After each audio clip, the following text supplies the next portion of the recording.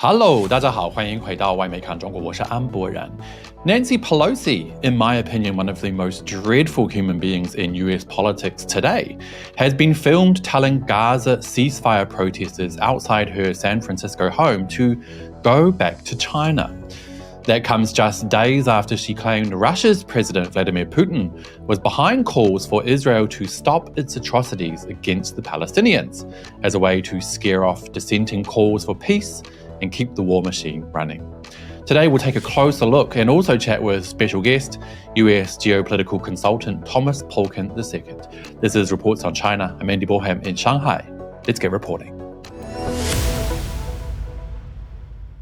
Just days after the UN's highest court, the International Court of Justice, admitted that it is plausible that Israel is committing genocide in the ongoing occupation of the Gaza Strip, which has so far killed 26,637 and injured 65,387, the majority of whom are non-combatants.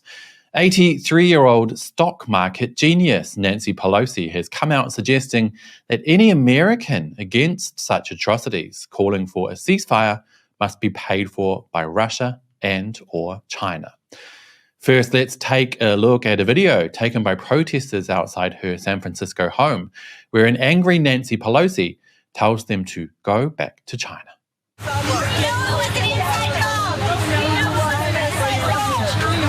Most of your constituents want stop the genocide, stop the Holocaust. Democrats want the ceasefire. Democrats want the ceasefire.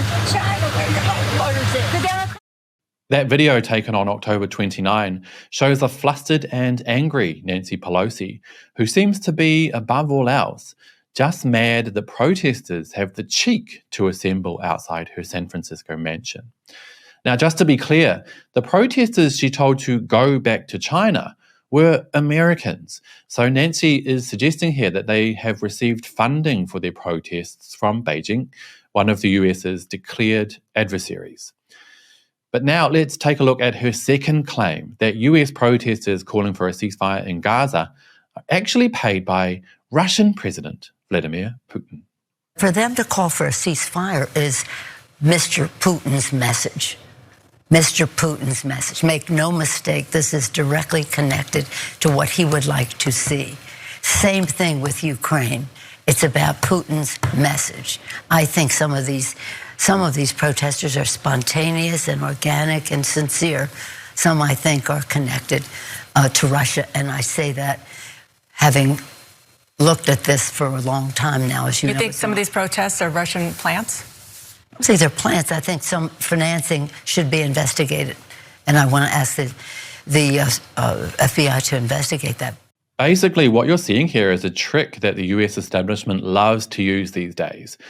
And that is to scare people out of having dissenting views by aligning them with quote-unquote evil governments like Russia and China. An absolutely ludicrous and unhelpful tactic whose ultimate aim is to silence people. Heck, it even annoyed the Young Turks. Let's take a quick look. Did you guys hear what she just said? She wants the FBI to investigate pro-Palestinian protesters to see if they are funded by Russia. But in previous instances, she decided, you know what, let me pick a different US adversary to blame this all on. She's yelling about China. Telling them to what, go back to China? Go back to China. Yeah. So first of all, Nancy, you got to make up your mind. Are they Russian or are they Chinese? It's pathetic. Okay. So this is the kind of drivel, nonsense lunacy that comes from Democratic establishment that's almost never challenged. I mean, she's the most beloved figure in Washington. Everyone in media loves her. Everyone in the Democratic Party loves her. They all claim she's a master legislator and a genius. Does she look like a genius to you? I'm going to say things that are unacceptable. She looks like an addled old fool to me. You go back to China, you whippersnappers. Pelosi's claim that those calling for a ceasefire are mirroring Putin's message is absolutely laughable. Putin has arguably benefited massively from the situation in Gaza, which has effectively pulled Western media and government attention away from the Ukraine conflict and taken off a heck of a lot of pressure. Why would Putin want to see Washington attention solely back on Russia? Well, to find out more, I want to quickly turn to today's guest, US geopolitical consultant and co-founder of the Silk and Eagle Geopolitical Outlook newsletter on Substack, Thomas Paulken II. What do you make of this flip-flopping outburst from Nancy Pelosi? Has she, in your opinion, has she finally lost it, or is she just mad that those protesters are outside her San Francisco mansion and throwing a spanner in her good life? Finally lost it. She lost it a long time ago. 5 years, 10 years ago, maybe 20 years ago, she's lost it. These kind of outbursts are normal for her. Maybe with the cameras off her, from what I hear from the gossip in Washington, D.C., that she has many outbursts. This is not a rare case for her. And what we have here is the case of these protesters very upset. Nancy obviously upset. And it was a disaster in the making.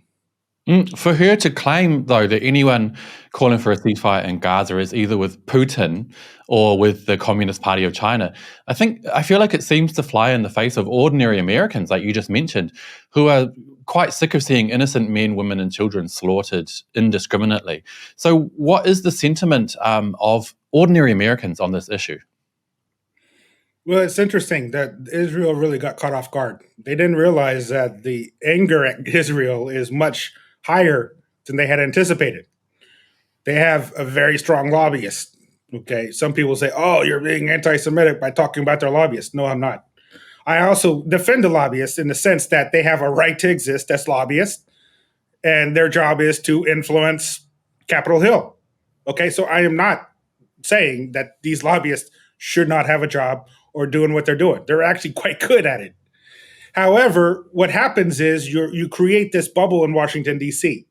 And one of the big things that's always shocked me in the recent times I visited Washington, D.C. in July and last July and last November is the Washington bubble is for real. You have these elitists who talk to each other, who are like echo chambers, and they really don't understand how ordinary Americans think. Because it's almost like there's this dome, invisible dome that is just protecting them from the ordinary types. So they don't really understand that many people are just getting fed up with U.S. wars. They are pro-peace. Why are we sending $200 billion of U.S. weapons to Ukraine? Okay, I'm sure deep down they understand Israel should fight back against Hamas. However, because people are getting so sick and tired of the wars, there's going to be an even greater anger. And let's say now Biden goes and decides he's going to go attack Syria because he blames them for an attack of a base in Jordan, which actually shouldn't have been there because Jordan didn't want that base there. But of course, Washington people will ignore that. Oh, 3 Americans died. That's enough reason for us to go to war against Iran because they're not going to get hurt. Their children are not going to go to the war. Nikki Haley says her children will. Yeah, right. They'll probably be doing paperwork at the Pentagon. So I noticed the Young Turks, of all people, said that they thought Pelosi sounds like a raving lunatic, but they also suggested she's quite liked on the Hill. So when you've been to Washington, do you find that people quite like Nancy Pelosi, or are they kind of, does it show how out of touch? They're in a bubble, yes, because she's the queen bee of the bubble. She's more powerful than Biden when you really think about it. Well, this was before Republicans took over Congress. As House Speaker, she was really, Biden is just, is he even in power? I mean, what's Biden doing other than pretending to be alive? He's just doing whatever his puppet masters are telling him. So Pelosi is the puppet master, apparently. Of course they're going to love her. People in Washington, D.C. worship power, money, and fame. Pelosi's all that. Well, Thomas, thank you so much for the insight. And that will be it for today, you guys. But as always, I would love to know what you think.